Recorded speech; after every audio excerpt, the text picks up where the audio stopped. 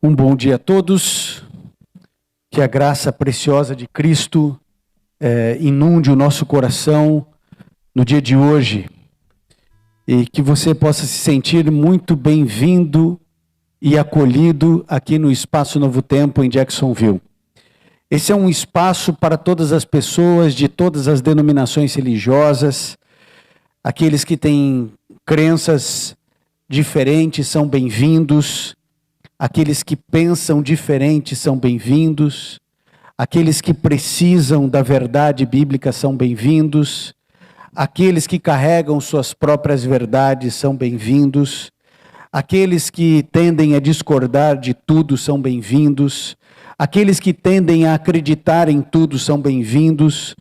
O Espaço Novo Tempo é uma igreja física aqui no estado da Flórida, mas que abraça os nossos irmãos de todos os lugares do mundo, pessoas da América do Sul, pessoas do Brasil, da África, da Europa, da Ásia, aqui da América do Norte, acompanham sempre as pregações a partir desse espaço e você é muito bem-vindo. Essa aqui é uma igreja para aqueles que não gostam de igreja. É uma igreja que tem muitas falhas. Se você pudesse conviver conosco aqui, se você pudesse estar conosco aqui, você descobriria que nós passamos longe daquilo que nós gostaríamos de ser. Mas a cada dia percebemos a atuação de Deus no crescimento da graça. Esse é um lugar de acolhimento. É um lugar onde nós aprendemos a nos perdoar todos os dias. Onde a liderança da igreja entendeu de uma maneira muito clara que nós fomos colocados nesse papel para servir, para ajudar, para de alguma maneira contribuir para a vida de outras pessoas. De tal maneira que eu gostaria que você que nos assiste pelas redes sociais se sentisse em casa, mesmo que à distância.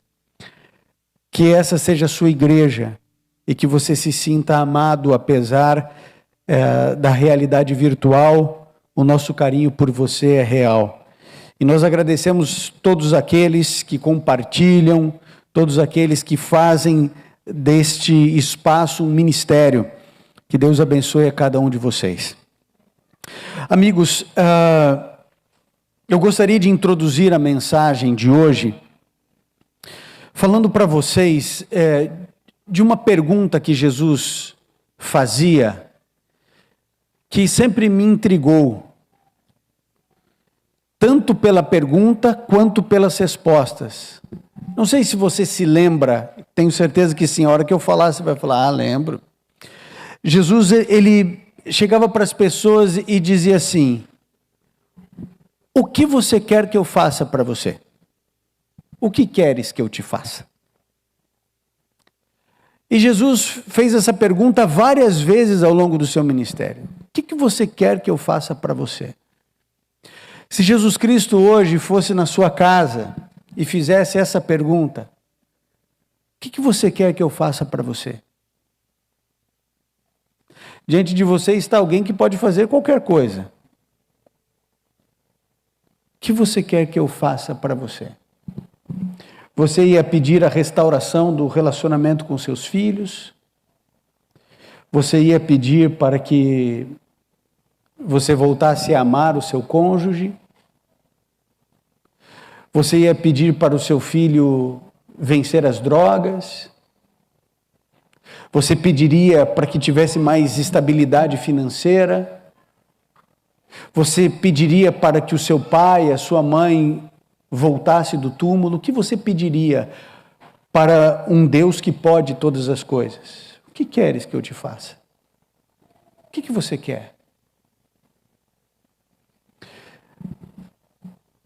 E por obviedade o cego disse, eu quero ver, o coxo disse, eu quero andar, o leproso disse, eu quero ficar limpo. Mas essa pergunta sempre me trouxe reflexões, porque eu não encontro praticamente ninguém na Bíblia dizendo o seguinte: eu quero a eternidade, eu quero ser salvo para a eternidade. Porque eu acho muito bonito um cego ver. Mas que valor terá o cego ver se ele perder a eternidade? É fantástico o coxo andar. É fantástico um coxo andar. Mas que sentido haverá no coxo andar se depois de sua morte ele se perder? Por que ninguém chega para Jesus e diz: olha, eu quero a eternidade, não importa, eu posso ficar cego a vida inteira, se eu for para o céu é o que importa. Olha, não importa, eu posso ficar sem andar a minha vida inteira, mas se o Senhor me levar para a eternidade, é isso que importa. Quando nós observamos essa pergunta de Jesus, nós encontramos alguém que, embora não tenha recebido esta pergunta de Jesus, tem uma postura assim. E essa postura de alguém que não quer alívio da sua dor física, que não quer prosperidade, que não deseja sabedoria, que não quer a cura imediata dos seus problemas, esse desejo vem de alguém que a gente não espera que venha. Porque as grandes obras de Deus vêm de lugares e pessoas que nós não esperamos. O povo de Israel era um povo animalizado, bestializado por 430 anos. Como poderia sair dali uma nação? Mas Deus vai lá e pega o vermezinho de Jacó e transforma aquilo em uma nação. E em 40 anos transforma aqueles escravos em uma sociedade, a ponto de se estabelecerem em Canaã. Os milagres de Deus vêm de onde não se espera. Por que escolher o enganador Jacó e não o responsável Esaú? Por que escolher o menino Davi e não o poderoso, alto, forte, guerreiro Eliabe? Por que escolher Salomão, filho de Betseba, que veio a ser mulher de Davi através de adultério? Por que escolher Salomão se não era ele aquele que deveria herdar o trono pela sequência e da bênção da primogenitura? Porque Deus escolhe aqueles que ninguém escolhe. Deus protege aqueles que ninguém protege, como a mulher adúltera. Deus protege e acolhe aqueles que todos odeiam, como Zaqueu. Deus escolhe aqueles desprezados pela sociedade, como Mateus, o publicano. E quando nós buscamos, que queres que eu te faça? A resposta sempre se estabelece no padrão terreno. Eu quero enxergar, eu quero andar, eu quero ficar limpo. E de onde vem a busca pela eternidade? Vem do lugar onde não esperamos. Gostaria que você abrisse a sua Bíblia no livro de Lucas, no capítulo 23, porque no fim nós encontramos o começo. Lucas 23, a partir do verso 35, a palavra do Senhor, ela relata um dos momentos mais degradantes, podres, desumanos de toda a história da humanidade. Está aqui em Lucas 23, 35. E diz o seguinte, a partir desse verso, e vamos até o 43. O povo ficou observando as autoridades que o ridicularizavam. Salvou os outros, diziam, salve-se a si mesmo, se é o Cristo de Deus o escolhido. E os soldados, aproximando-se, também zombavam dele, oferecendo-lhe vinagre, diziam, se você é rei dos judeus, salve-se a si mesmo. Havia uma inscrição acima dele que dizia, este é o rei dos judeus. Um dos criminosos que estavam ali dependurados lançava-lhe insultos. Você não é o Cristo? Salve-se a si mesmo e a nós. Mas o outro criminoso repreendeu dizendo, você não teme a Deus, nem estando sob a mesma sentença? Nós estamos sendo punidos com justiça, porque estamos recebendo o que os nossos atos merecem. Mas este homem não cometeu nenhum mal. E então Jesus lhe disse, então disse a Jesus, lembra-te de mim quando entrares no teu reino. E Jesus lhe respondeu, eu lhe garanto e te digo hoje, estarás comigo no paraíso. Bom, nós encontramos aqui a classe dos religiosos, sempre eles, blasfemando de Jesus.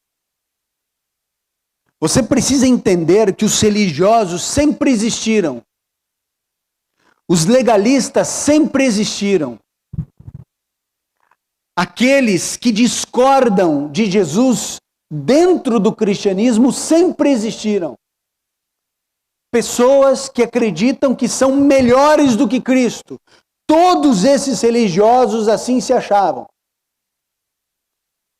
E porque se entendiam melhores do que Cristo, obviamente não seguiam Jesus. E esse fenômeno, ele continua durante todas as eras. Cristãos que discordam de Cristo. Cristãos que escolhem obedecer a si mesmos e não a Cristo. Se você escolhe, por exemplo, na Bíblia, obedecer só o que faz sentido para você, só o que faz sentido na sua lógica, você não segue a mente de Cristo, você segue a sua mente. Se você só segue na Bíblia aquilo que tem lógica na sua mente, você não segue a mente de Cristo, você segue a sua mente. Você criou a sua própria religião. Os religiosos blasfemavam. Os idólatras, que eram soldados romanos, zombavam dele. Eles tentavam humilhar Jesus, acusando de ser exatamente quem ele era. É claro que Jesus era rei dos judeus. Jesus era rei dos judeus, dos romanos, dos assírios, dos gregos, dos babilônicos, rei dos moabitas. Jesus foi rei e sempre será rei. Mas para aqueles que descriam, era acusação, era zombar, era humilhar. Está aí o rei de vocês, crucificado, humilhado, sangrando, boca seca, desfalecido, costelas ao vento. Eu não sei se você se lembra ou se você sabe, mas todos os indícios históricos de crucificação declaram que os crucificados eram executados nus. Jesus não estava com as suas vergonhas coberto de algum tipo de proteção. Ele estava exposto. Seu sangue derramava. Seu corpo nu padecia entre o céu e a terra. Deus aparta-se do Filho porque aquele é o momento único do Filho pisar o lagar sozinho. Por isso, Eli, Eli, lema sabachthani, que quer dizer, Deus meu, por que me desamparaste? Ele carregou todo o peso da culpa, todo o pecado de todas as pessoas, de todas as eras, em um único momento. Por isso o coração explode, mas antes de explodir, ele ainda recebe o sarcasmo, a humilhação dos religiosos, dos pagãos e agora de um bandido, que pede a mesma coisa que o cego pediu, que pede a mesma coisa que o coxo pediu, que pede a mesma coisa que o leproso, falou assim, ó, salva você e salva a gente, vamos sair daqui. Só que é óbvio que ele não cria em Cristo. Mas o verso 40 diz que o outro criminoso repreendeu e disse, você não teme a Deus, estando sobre a mesma sentença? A primeira coisa que eu vejo nesse ladrão é que ele temia a Deus. E eu queria que você tentasse imaginar um pouco da vida desse bandido. Não se esqueça que das penas capitais impostas pelos romanos, a cruz era a mais terrível de todas. Por isso, você pode ter certeza de que esses bandidos não eram só ladrões. Eles não eram ladrão de galinha que entra no quintal do outro para roubar a roupa que está estendida no varal. É muito possível que esse indivíduo estivesse carregando muitos latrocínios, assalto seguido de morte, talvez estupros, terror, sequestro, espancamentos, torturas, violências.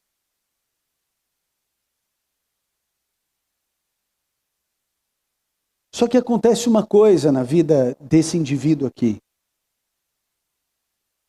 Porque quando ele está suspenso entre o céu e a terra, como Jesus, ele tem o seu corpo perfurado como Jesus. Ele é o único que defende Cristo. Cristo nunca precisou de advogado, nem de defesa, mas ele escolheu defender Jesus.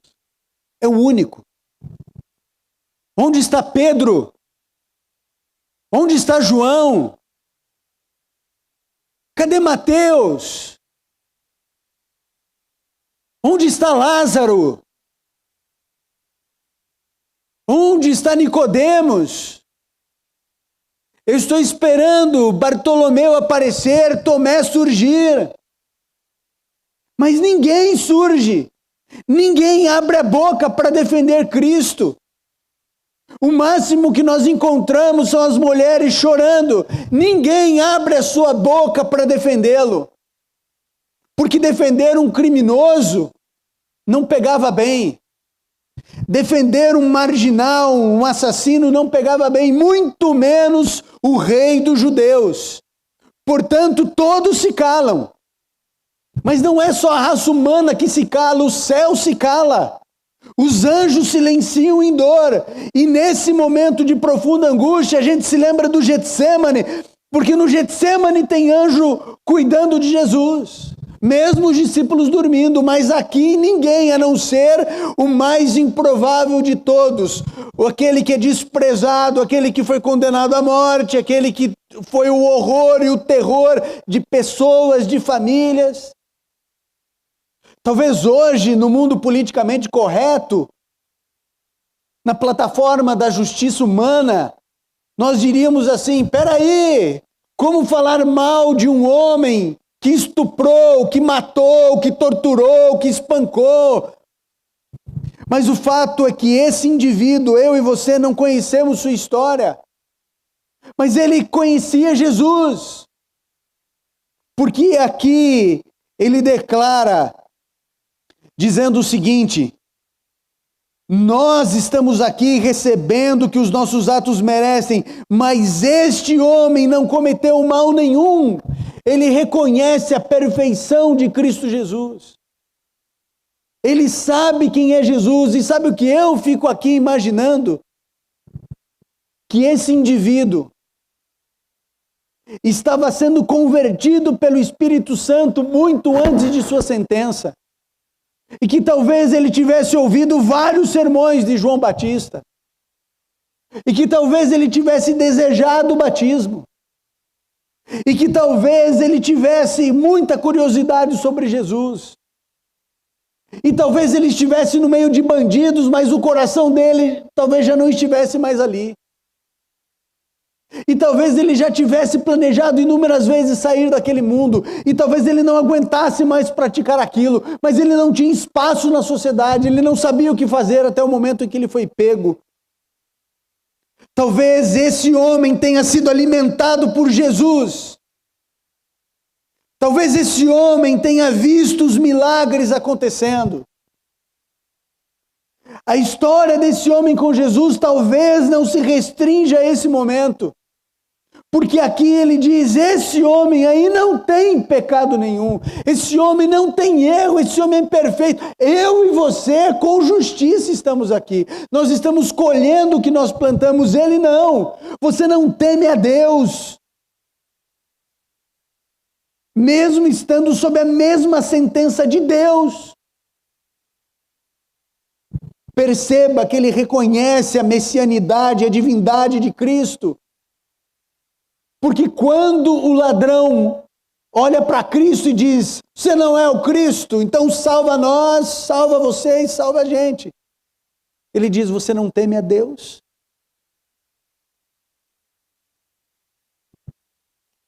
O texto continua. E ele diz, Jesus, lembra-te de mim quando entrares no teu reino. Ele sabia que Jesus tinha um reino. E ele sabia teologia, porque ele sabia que o reino de Cristo não era desse mundo. Coisa que os discípulos não entendiam. 3 anos e meio dormindo com Jesus, acordando com Jesus, comendo com Jesus, ouvindo os sermões de Jesus, e eles estavam esperando o reino da terra. Esse ladrão, ele olha e diz assim, olha, lembra-te de mim quando entrares no teu reino, porque ele entendeu a mensagem de Cristo, o que os discípulos não entendiam. Esse indivíduo odiado pela sociedade, desprezado, bandido, assassino, refúgio da sociedade, prisão perpétua para ele, pena de morte para ele, crucificação para ele. Ele entendeu o que até hoje muitos não entendem, a divindade de Cristo. Ele entendeu que Jesus nunca pecou, não veio com a natureza caída humana. Ele entendeu o que muitos hoje não entendem até hoje. Que Jesus tem um reino e, portanto, ele de fato é rei. Porque quem tem um reino é rei. Eu posso pertencer a um reino, mas se o reino é meu, logo eu sou o rei. Ele reconhece a divindade de Cristo, ele reconhece a perfeição de Cristo, ele reconhece o reinado de Cristo. Portanto, o diálogo que esse homem traça com Jesus é um tratado teológico de quem é o Messias. Você tem dúvida que o Espírito Santo estava habitando na mente desse homem?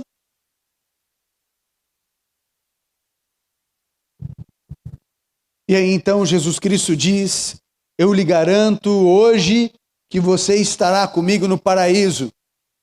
Muitas versões, como essa que eu tenho aqui, diz, eu lhe garanto, hoje estarás comigo no paraíso. E aqui eu vou abrir um parênteses para explicar uma coisa que muitos já sabem, mas um montão de gente também não sabe. A língua grega, ela não tem pontuação. Não tem pontuação no grego. Portanto, quando você faz a tradução do grego para uma língua que tem pontuação, vírgula, ponto de exclamação, você precisa inserir, os linguistas precisam inserir. E os tradutores colocaram, em verdade te digo, vírgula, hoje estarás comigo no paraíso. Pois bem, por que erraram? Porque todos nós sabemos da fé cristã evangélica ou fé cristã católica que Jesus Cristo morreu na sexta-feira e ressuscitou no domingo. Logo, ele ficou no mínimo 3 dias na sepultura, um pedaço da sexta, o sábado inteiro e na manhã do domingo ressuscitou. Logo, ele não poderia afirmar que hoje ele estaria junto com aquele bandido na eternidade no paraíso. Por isso, o lugar da vírgula é, eu te digo hoje, eu estou te dizendo agora. Porque é agora que você me pede. Você poderia ter aceitado o evangelho antes de estar aqui. Você não precisava estar aqui ao meu lado agora. Você poderia ter ouvido João Batista. Você se lembra que eu olhei nos teus olhos lá no meio daquela multidão e que eu te amei e te abracei com os meus olhos? Eu te digo agora, porque hoje é o dia da tua salvação. Poderia ter sido em um outro momento, se você tivesse tido outras escolhas. Mas eu te digo hoje, porque não é tarde. Hoje eu digo para você, você estará comigo na eternidade. Você estará comigo no céu. Amigo, Jesus Cristo, o nosso Senhor, o nosso eterno e maravilhoso Deus, Ele apresenta a salvação para você no dia de hoje. Eu não sei o que você tem feito e que escolhas você tem feito, mas a salvação sempre se dá no presente. Porque o teu passado é um lugar que foi vivido, mas que não se pode voltar. Os erros que você cometeu lá atrás, eles estão feitos. O futuro, ele não existe para mim e para você. Você não pode antecipar uma semana da sua vida. Toda a salvação se concentra no dia presente. É por isso que Jesus Cristo diz: eu te digo hoje, eu te digo agora. É agora o teu momento. É agora o teu momento. Não é outro dia. É nesse momento. E a partir de agora, eu faço um apelo a você. Um dia um garotinho foi interpelado pela mãe e disse assim: filho, eu vou numa igreja. Eu vou na igreja. E o filho falou assim: mãe, não dá para ir para a igreja. Falou assim: por que, meu filho, que não dá para ir para a igreja? Ele falou assim: porque tem aí pelo menos 50 centímetros de neve aí fora, a igreja está fechada. Falou assim: é verdade, a igreja aqui perto de casa está fechada, mas tem uma igreja lá, não sei aonde, que está aberta. E eu quero ir na igreja. E o filho falou: eu vou na igreja, não vou. Eu falei: eu vou com a mãe. E quando ele foi na igreja, tinha o pregador, ele, a mãe e um outro homem. E aquele pregador, usando o livro de Isaías, disse: a tua salvação é hoje. É hoje o dia em que você tem que entregar a vida a Jesus. É agora. Não dá para entregar a vida ontem. Você não consegue entregar a vida num tempo que não existe ainda. E ele dizia: agora é a hora, agora é o momento, converta-te, converta-te. E aquele menino de 14 anos entrou em comoção espiritual, chorando. E ali nasceu Charles Haddon Spurgeon, o príncipe dos pregadores. Porque um dia alguém se aproximou e disse: é agora. Um dia um garotinho de 10 anos, já devo ter contado essa história em algum momento. Um dia um garotinho de 10 anos, estava na sala de aula e o joelhinho tremia, porque ele tinha vontade, mas não tinha coragem. Abriu-se inscrições para um concurso de oratória, e tinha 10 vagas. E o menininho morria de vontade de ir, mas ele não tinha coragem. Ele queria ir, mas não conseguia ir. Ele queria ir, mas não conseguia ir. E ele tremia, e o olhinho dele brilhava, e ele quase chorava. E 9 vagas tinham sido preenchidas e faltava uma. E um professor olhou para aquele menininho e viu a angústia dele. E foi andando na sala, andando, até que chegou atrás do ouvido dele. Olhou para ele e disse assim: vai. Uma palavra: vai! E o menininho foi. Ganhou o concurso. E nós o conhecemos hoje como Alejandro Bulhon. Por causa de uma palavra: vai! Quem soprou no ouvido do pastor Bulhon quando era apenas um garotinho? Quem inspirou aquele pregador dizendo: hoje é o dia da salvação, converte-te, converte-te. E ali nasce Charles Haddon Spurgeon.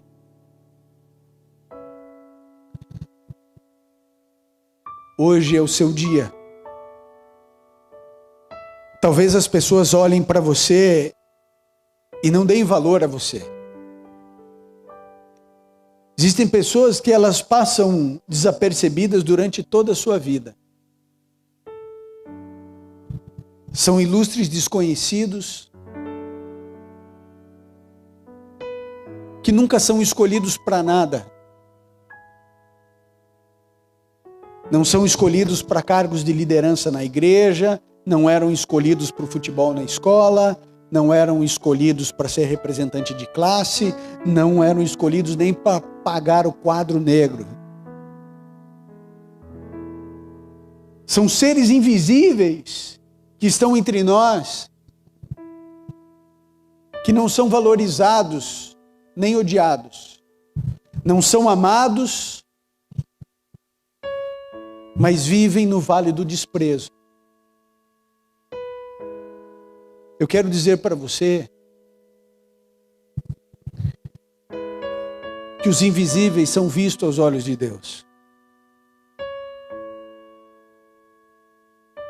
E que os odiados também. Existem pessoas que são difíceis. Tem uma frase que eu li já há algum tempo que dizia assim: por trás de cada adulto difícil existe uma criança sofrida. Aqueles que ninguém gosta, porque são desagradáveis, sempre causam problemas. São pessoas difíceis de tratar, difíceis de lidar. Pessoas que ninguém quer ter por perto. Jesus tem uma capacidade de amor e de amar que extrapola a nossa lógica. Jesus busca aqueles que estão no lodo. Parece que Jesus ele vai percorrendo a terra e ele diz: quem está mal cheiroso aqui? Quem aqui não presta? Quem aqui não vale nada? Quem aqui não é digno da confiança de ninguém? Quem aqui é invisível? E isso é tão profundo para a teologia que nós cremos na igreja invisível. Não tem placa de igreja. A igreja invisível são homens e mulheres de todas as denominações. Pecadores, indignos, mas que têm um coração disposto a servir. Deus não tem apenas filhos invisíveis, mas uma igreja invisível. Por isso eu introduzi a mensagem de hoje dizendo que o Espaço Novo Tempo de Jacksonville é a igreja para aqueles que não gostam de igreja. Porque aqui nós já entendemos quem nós somos. Aqui nós já entendemos que não somos melhores do que aqueles que não estão aqui. Aqui nós já entendemos que cada um tem um caminhar na santificação diferente do outro. Os nossos problemas são diferentes. As nossas lutas são individuais. A nossa caminhada funciona em ritmos diferentes. Aqui nós escolhemos não condenar. E quando nós escolhemos não condenar, nós escolhemos obedecer. Porque Jesus Cristo disse: olha, eu não vim condenar, tá? O único que poderia nos condenar nos amou. O único que poderia apontar o dedo nos abraçou. O único. Por isso acredite, amigos, nesses últimos momentos da história da humanidade, mais do que nunca, as pessoas precisam de Cristo. Desse Jesus que olha para mim e para você e diz: amigo, eu estou te falando agora, hoje, preste atenção porque o teu momento é agora. Eu vou levar você para a eternidade. Desculpem as teologias pré-fabricadas que declaram que o ladrão da cruz não teve oportunidade de ser batizado e por isso que ele foi salvo sem ser batizado. Me desculpe, mas nós não sabemos se ele teve oportunidade de ser batizado ou não. Talvez ele tenha negado o batismo inúmeras vezes com João e com os discípulos de Cristo. Nós não sabemos. Não limite a salvação de Cristo a nenhum rito do cristianismo. A salvação pertence a Ele, porque Jesus é salvação. Portanto, ele salva quem ele quiser. E você e eu não temos nada a ver com isso. Nada. Nada.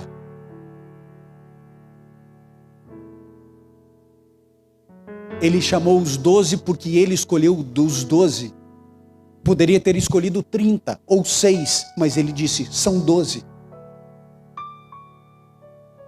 Ele declara, você estará comigo na eternidade. Os méritos, obviamente, não eram do ladrão. Sabe o que eu fico pensando? Que a fé desse indivíduo é muito maior que a minha. Porque quando eu ia orando sobre esse momento, eu vi que esse indivíduo olhou para Jesus e disse assim, lembra-te de mim. Aí eu pensei, como assim lembra-te de mim? Se Jesus fosse lembrar daquele homem, ele ia lembrar do quê?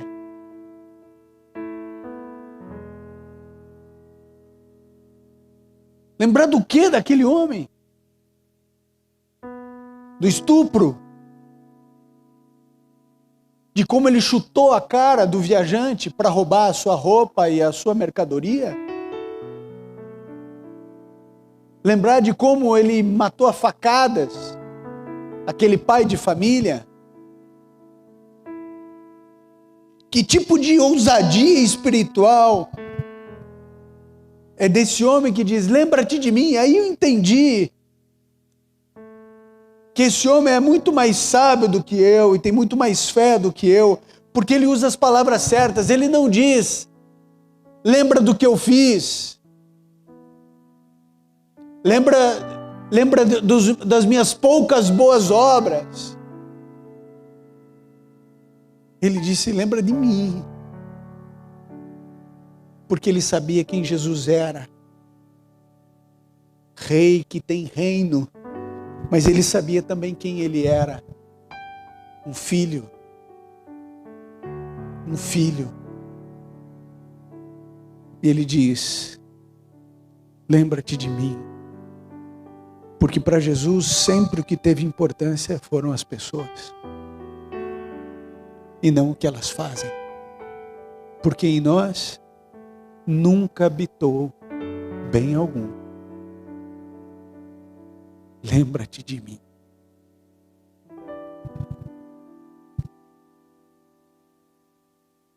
Essa é a hora de acreditarmos em Deus.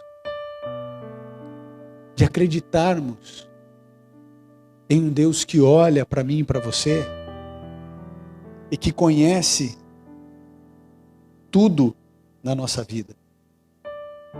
É por isso que você pode descansar. É por isso que você pode acreditar. É por isso que você pode ter certeza de que Deus não desiste de você. Ele não vai desistir. Porque aquele único que tinha o poder e as condições para condenar, nos amou.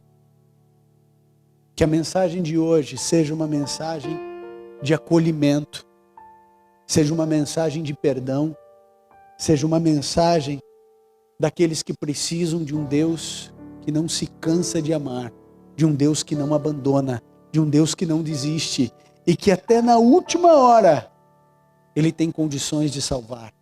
Se existe um segundo de vida, existe um Deus capaz de nos salvar. Que Deus nos abençoe.